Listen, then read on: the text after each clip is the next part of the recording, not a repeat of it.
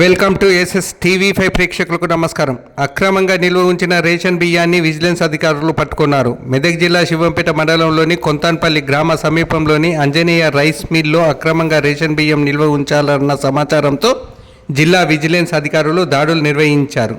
9 క్వింటాళ్ల బియ్యం, 64 బ్యాగుల బియ్యం అనంతరం బియ్యాన్ని స్థానిక పోలీస్ స్టేషన్కు తరలించారు.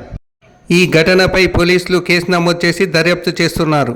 ఇటీవలి కాలంలో తరచూ రేషన్ బియ్యం అక్రమంగా తరలింపు కార్యక్రమాలు పెద్ద ఎత్తున కొనసాగుతున్నాయి. ఈ నేపథ్యంలో జిల్లా వ్యాప్తంగా పోలీస్ విజిలెన్స్ అధికారులు నిఘాలు ఏర్పాటు చేసి ఎక్కడికక్కడ రేషన్ బియ్యం అక్రమ సరఫరాలను అడ్డుకుంటున్నారు.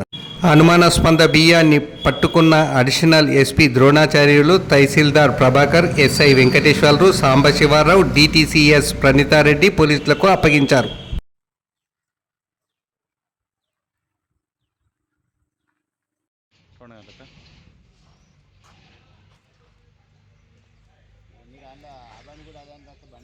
బండి కాదు మనం మాట్లాడుకోవాలి కాకపోతే బియ్యం